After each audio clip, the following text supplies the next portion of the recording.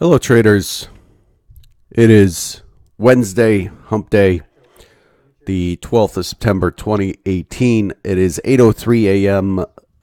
in Chicago, 9:03 Eastern. Thanks for joining me today. Derivatives trading involves substantial risk of loss and is not suitable for all investors. Past performance is not necessarily indicative of future results.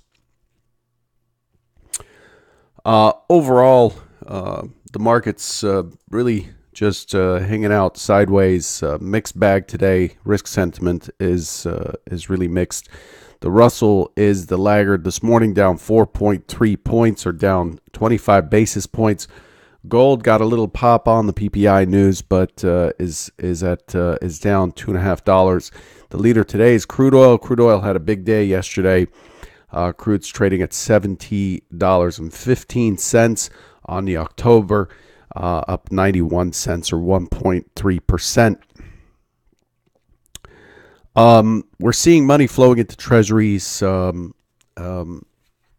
currencies. Again, it really isn't very well defined. It's really a mixed bag today. As far as expectations for today, as I said, we got to US PPI. That was an important figure about a half hour ago. It came in much lower. Going forward, we're looking for crude oil inventories at 10:30 Eastern. And we have Fed Speaker Bullard at the open at 9:30 Eastern and Fed Speaker Brainard at 12:45. And then, of course, Beige Book at 2 p.m. Those are the events that might impact our auction today. As far as what we expected yesterday versus what we got, boy, was I off. By the way, quick announcement. Tomorrow's rollover for U.S. indices. Tomorrow we roll to December. So starting tomorrow morning, all of my levels are going to reflect December. So we'll find out what the premium is tonight at settlement between the two contracts. And then we're switching to ESZ8 or NQZ8 or Z18, depending on your platform. But we are moving to December tomorrow. Next Friday, not this Friday, the 14th. Next Friday, the 21st, is expiration. So rollover week next week, generally not the greatest week to trade. But we're entering at the rollover, which means not only do we switch the contract, but we also have a lot of just noise, and we lose our ability to read the delta, the volume delta, because of the difference in contracts. By Friday afternoon, much of the volume in the ES and the equity indices will switch over to the new contract. To the December contract. I roll with the exchange. The exchange rolls at the open tomorrow, and I roll with the exchange even though the volume's not all there. Some people just wait till Friday afternoon. I just prefer to get it done and get it over with. As far as what we expected yesterday, was looking for given the action that we saw and the fact that we were gapping below. We ended up yesterday with a bullish engulfing day, candlestick-wise. Opened below, tested below, pushed through the prior day's range, which again was a holiday, and then closed above. But given the way it opened yesterday, the expectation is we would likely push towards the point of control, 28.78.75, and then sell off with an impulse down. Secondary scenario was looking for a drift down to continue because of the weakness we saw in the overnight auction, and then for it to find a base, turn around, and push up into the prior day's range. Scenario 3 is a quick test of the prior day's low, a weak low at 76.50, and then a trend day down, an open test drive down. Scenario 4, which wasn't covered, yes, door number 4 is the right door.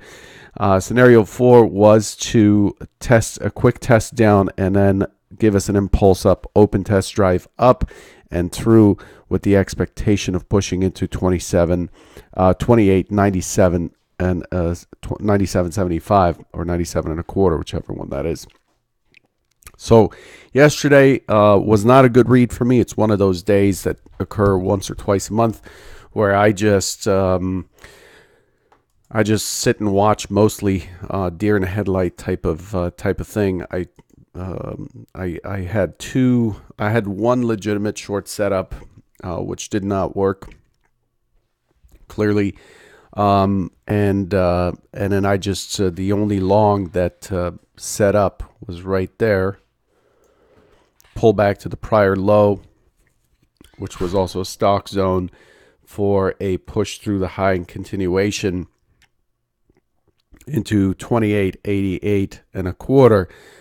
Did not catch it. I was kind of going the opposite way on a scalp, but it's a trend day. Yesterday, you can see, let me turn on the developing point of control so you can see how the point of control migrated. So you can see the point of control moved from there to there. So as prices move up, the point of control moves up. Held on for a while to this volume right there, and then it just later on moved higher, and then settled down below. This is a market. That as it pushed up, it accepted higher prices. So we push up, we create a zipper consolidation, we push up some more, we create a zipper consolidation. If you look at the counter rotations in the morning, so this is the entire day. These are the rotations. This pane right here, this bottom pane, P-A-N-E, basically tracks rotations. Rotations are very important, very important. Very few people talk about rotations. But rotations are very important. They're kind of like taking the blood pressure of the market. Yes, they are shown in the past, but they tell you what the market's mood is. And the white are the up rotations, okay? And then these rotations are based on, the rotation continues to accumulate unless there's a pullback of 7 ticks or better. This number changes over time. It's set to 7 ticks. As long as we don't get a 7-tick pullback, and that's based on a statistical harmonic rotation study, as long as we don't get a pullback of 7 ticks or better, the rotation continues to accumulate directionally. And as you can see, there's just a huge disadvantage to the sell side, which is orange. The white is much bigger, so the rotations were much more aggressive to the buy side. Counter rotations early on were really between 2 to 2.5 points at best. Later in the afternoon, we got a 3-point here and a 3-point there, but the bigger rotations were really on the positive side. This is not an environment you want to short when that happens, especially if the point of control keeps shifting up. Basically, when the point of control shifts up, and then the market keeps pushing higher, and then the point of control shifting higher, that is a clear indication to me that as price goes up, price is being accepted at a higher value, because now we're getting buyers continuing to buy while sellers are trying to sell to them, creating that volume as the market pushes up. You could see that here, You could see accumulation and distribution there, accumulation, distribution there. You could see the point of control up here and so on. And what that means is, as price goes up, both sides are actually meeting and trading that out, and then it pushes up again. So the aggressor, which is in this case is the buy side, continues to accept these higher prices and to pay up. And nobody's going to pay up, of course, unless they have a future expectation of higher prices. So this is an environment that you don't want to short. And that was clear very early on, especially once you cross a balance area, value area to the other side. You don't want to short this. You can see the biggest rotation occurred right after we cleared the value area from the prior session. Of course, 28.85 has been an important level since Thursday. It was a low volume node. It was the high on Friday, and so on and so forth. So that's the narrative of what has happened yesterday. Here's the chart that I've been showing you for a while. Yes, we broke to the upside. And then yesterday we gapped down, and I had said that this one-time framing had ended on Monday, and to start looking for it to start attacking 29.17.5. What I also said yesterday was that it is likely to balance out a little bit. Generally takes a little bit of time and quite a bit of volume for it to go into balance before the reversal. Expect it to balance out a little bit, and then we're expecting a pop out of here later in the week. And so what happened yesterday was really almost in my timeline, which is really irrelevant to the market. Who cares what my timeline is?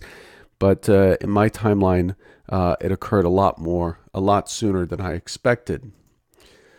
Here's what we did overnight. We opened right where we closed. We tested up quickly. We pulled back into this low volume zone and balanced out through the Asian session. Europeans came in right here and a little drop, and then they've pushed up, and now they're drifting downwards towards the low. The low seems weak to me on the overnight session. Just a very clear notch out right at yesterday's high. Nobody wanted to trade there, so it tested it from above, tested it from below, and has moved back through with a weak low. This looks like it is likely to continue lower the way this is set up in the overnight session. Inventory is mixed to flat. I have a chart with the percentages, but I don't have the time to pull it up right now. And in price, it's mixed, but in delta, inventory in delta is positive so far. So that's the overnight. So that brings us to today and what we've got. So we had a trend day up yesterday. And so when we have a trend day up, the ensuing day generally pushes that high, especially with a clearly defined trend day with the point of control at the upper quartile, a weak high at the 93 right up here. The expectation is that this auction is likely to continue, which it did overnight. We tested above that 93, as I talked about. A trend day tends to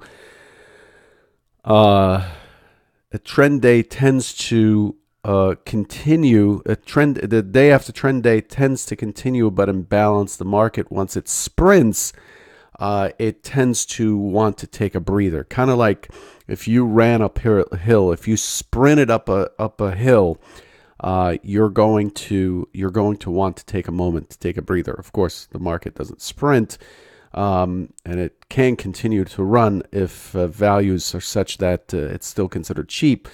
But overall, we're opening around the point of control of yesterday. We're opening just above this low volume node area. As I said, the expectation this morning on the primary scenario is an open auction that is allowed to drift down. I'm looking for a bounce at 28.84.75, 28.84. There's a single print there. There's 28.85 in this area. And I'm looking for an impulse higher that then consolidates, and then eventually I'm looking for that high to be taken out for it to fall back through. That is the main scenario. So what am I going to do to trade this? This is fantastic that I'm drawing these lines and kind of creating a prophecy here. But really what I'm looking for is it opens up. It's an open auction. First, I'm paying attention to where it opens. That's a key metric. I'm looking for where sellers step in, where buyers step in initially. That's the opening swing. So that's another key area early on. I forget about the opening swing once the IB develops and today's profile starts developing. But it's early. These are early pieces of information that tell us what the mood is. I'm paying attention to rotations. So opening swing, rotations, which way which way are rotations expanding, and I've got nothing to do until it pushes into this 2884. If it does, okay? If it does, and so if it does push in here, now it's got my attention. I'm looking for, is it pushing aggressively? Are sellers making headway with their efforts? So if they keep jackhammering this stock zone at 2884.75 into the single at 2884, and price, as they hammer with volume, price keeps moving and moving and moving, then I'm not going to look to take that trade. I'm going to look below it to the next stock zone below, which is another single print.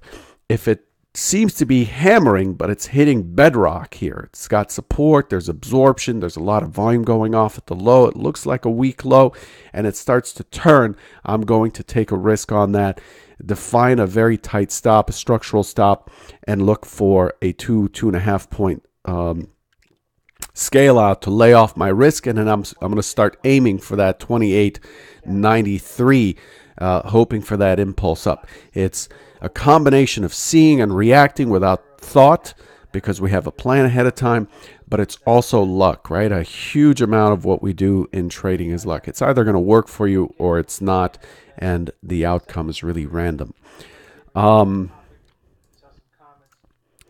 The second scenario is an open auction that starts to drift up into the overnight high, the prior high, pushes the overnight high, consolidates, gets into 97.25, and then falls back into the range and holds sideways for the rest of the session as we bounce out after a trend day. I'm expecting in that scenario, somewhere around a 12 to 14 points of range from 2886 to 2897, 2900. And for it to hold steady. I'm not expecting too much range today. I know we had a big up day yesterday, but overall, I'm not looking for it to continue to push as aggressively as it did yesterday. Okay, those are the two key scenarios. A reminder, once again, tomorrow we're rolling to December. Starting tomorrow, all levels. If you follow the master levels on IRT, the public levels, they're going to reflect December. Okay, I'll post the rollover chart tomorrow to tell you what the premium difference is. All of my data backwards is going to be adjusted for the new premium, and going forward, I'll be quoting and trading December on U.S. indices. Okay, and then once that triggers, we're into rollover, and all kinds of shenanigans go on with calendar spreads and so on. So we have to be careful over the next week. Good luck.